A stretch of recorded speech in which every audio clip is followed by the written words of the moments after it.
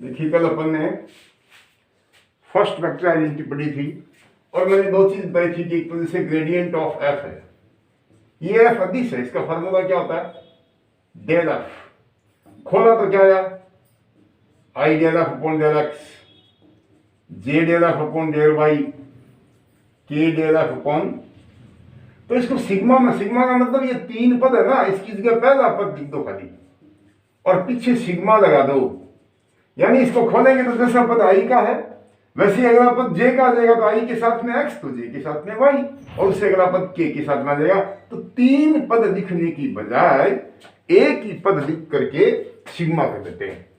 अब ये ग्रेडियंट की जगह यदि डाइवर्जेंस आ गया तो अब की बार ये फलन एफ सदिश होगा, वेक्टर होगा, तो उसका फॉर्मूला क्या होता है डेल डॉट एफ। तो यहां डॉट आ जाएगा, इसको सिग्मा में कैसे लिखेंगे i dot vector del F upon del x. और कर्ल एफ का क्या फॉर्मूला था बेटा, वो डेल क्रॉस एफ होता है, तो इसको सिग्मा में लिखेंगे तो डॉट की जगह क्या आ जाएगा क्रॉस आ जाएगा। ये तीनों बात कल अपन ने एक्सप्लेन की थी और एक वेक्टर आइडेंटिटी करी थी।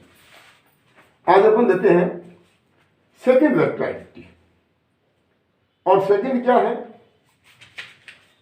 प्रूव दैट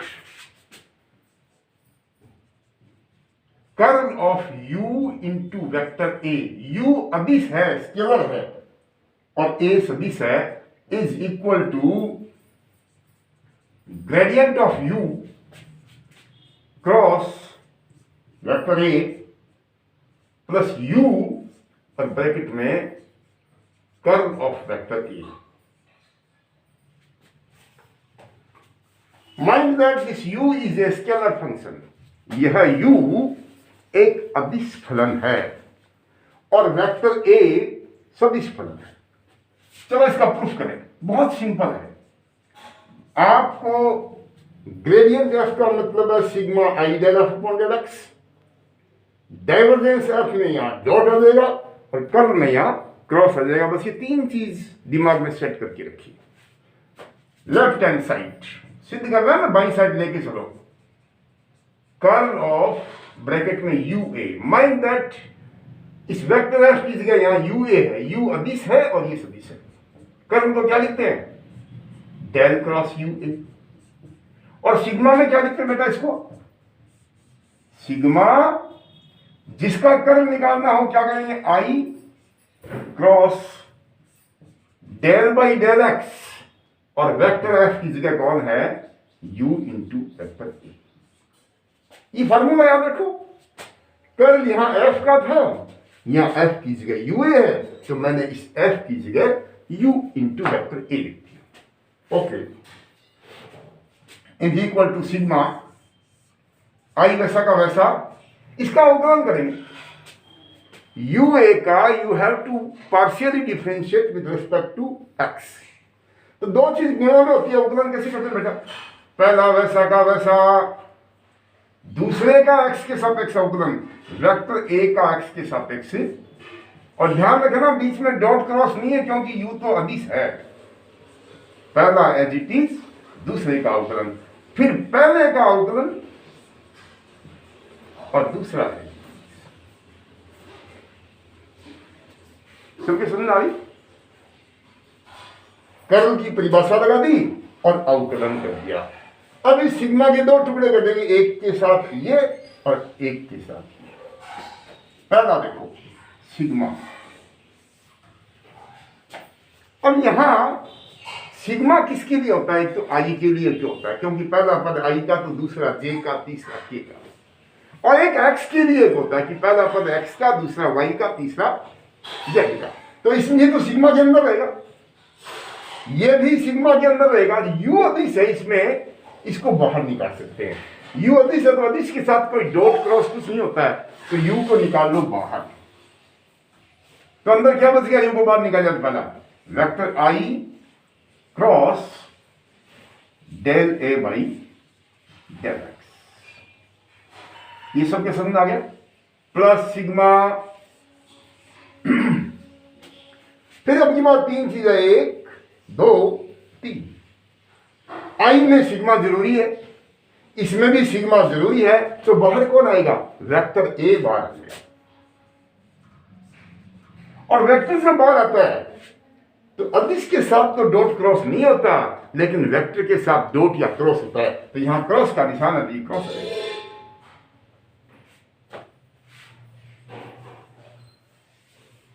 लेकिन एक बात ध्यान रखो, वेक्टर में स्थान का बड़ा फर्क होता है। ए डॉट बी बराबर बी डॉट ए होता है, लेकिन ए क्रॉस बी और बी क्रॉस स्थान बदलोगे तो माइनस हो जाएगा। तो ये ए का स्थान लास्ट में है, इसलिए हम इसको पहले बार नहीं निकलेंगे। पहले सिग्मा के साथ में क्या आ जाएगा? एक तो आई, दूसरा कौन है? Del u upon del x, और यू दिस है तो इसके साथ में डॉट होगा ना क्रॉस होगा, तो del u upon del x. अब बच गया ये क्रॉस, और वेक्टर कौन है? ई। देखो पहला स्थान आई का है, दूसरा स्थान यू का है, तीसरा स्थान ए का है। क्रॉस प्रोडक्ट में प्लेस चेंज नहीं करते, डॉट प्रोडक्ट में तो फर्क नहीं पड़ता। सिग्मा के बाहर कौन आता है? जिसमें आई नहीं हो, एक्स का पद नहीं हो, तो यहां यू आ गया, यहां वेक्टर किया।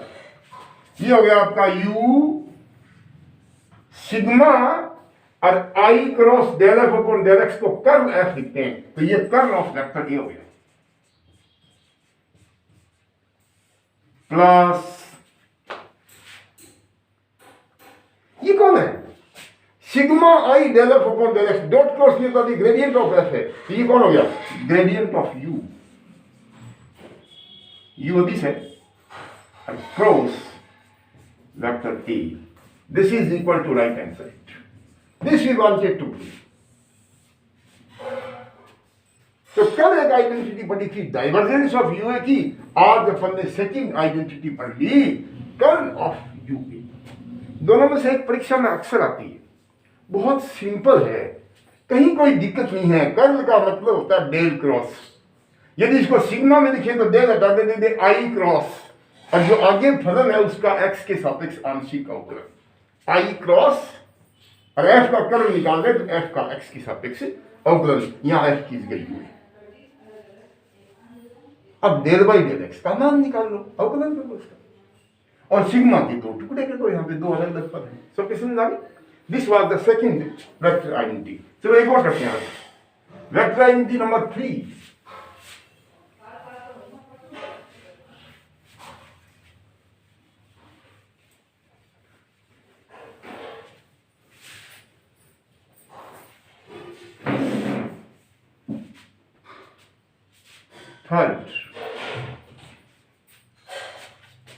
थर्ड देखिए क्या है?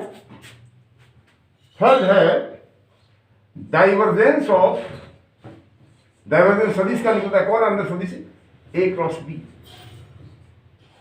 इज इक्वल टू, क्या सिद्ध करना है अपने को? वेक्टर बी डॉट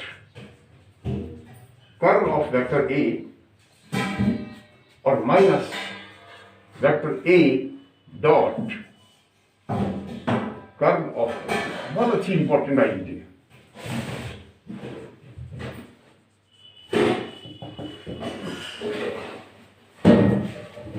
अभी मैंने आपको डाइवर्जेंस, कर्ल और ग्रेडियंट का सिग्मा में देखना सिखाया था।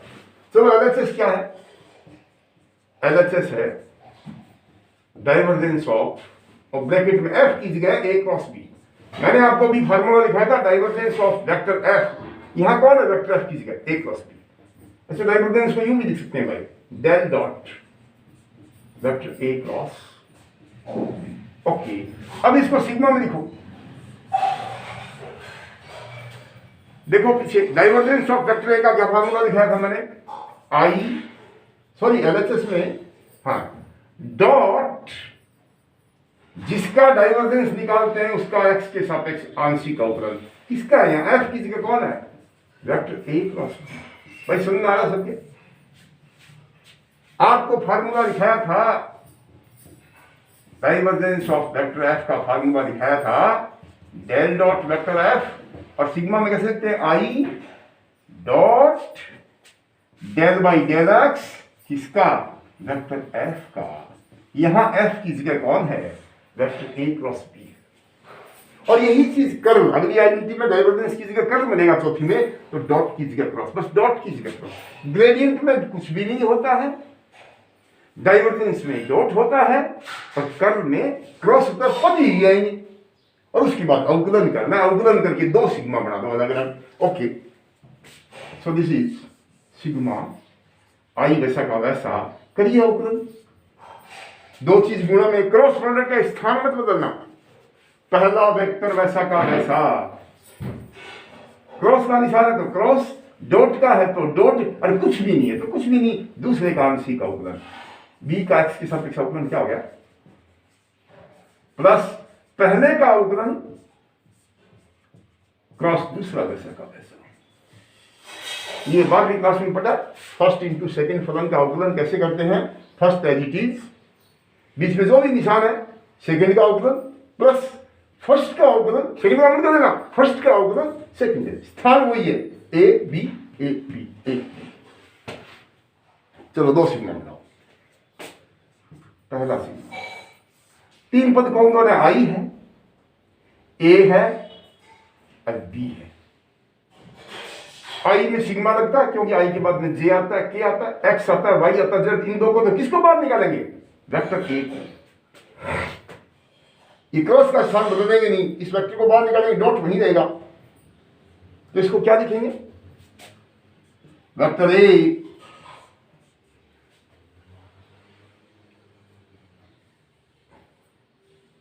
डॉट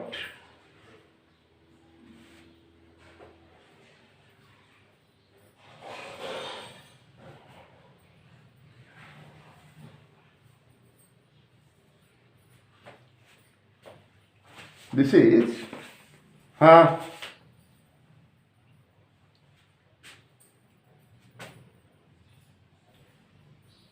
एक सेकेंड सॉरी,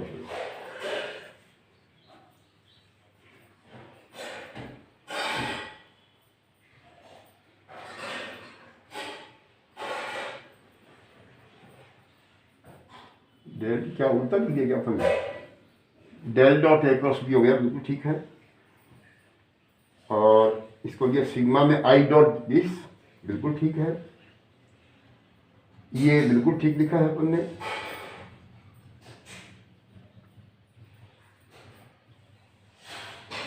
देखो मैं सीधा बात में निकालो भाई, डॉट क्रॉस दोनों ना की बात, ए डॉट बी क्रॉस सी का फॉर्मूला लगाना पड़ेगा इसमें। This is equal to,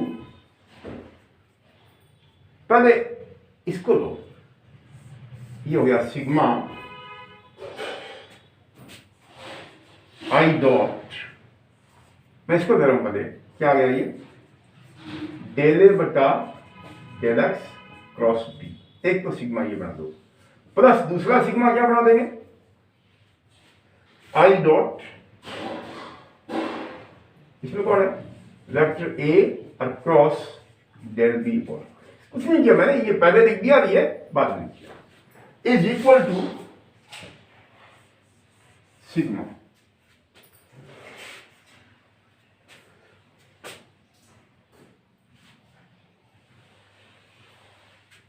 A dot, ये बाद में क्लास में फार्मूला पढ़ा आपने, A dot B cross C, इसको अपन यूं लिखते थे बाद में क्लास में, याद हो आपको तो ए बी सी, इनमें से कोई भी दो का यदि स्थान बदलते हैं अपन, दो का यदि स्थान बदलते हैं तो माइनस का हो जाता है, इसको यहां ले आए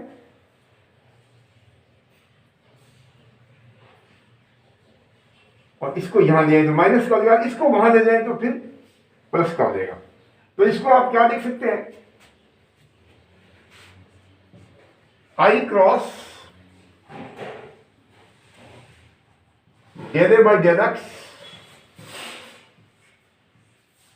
डॉट वेक्टर बी। देखो vector A dot B cross C को लिखते हैं ए बी सी, ठीक है ना। अब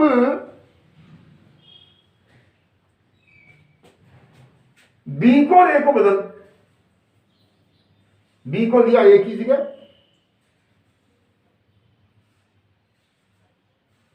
सॉरी ये हो गया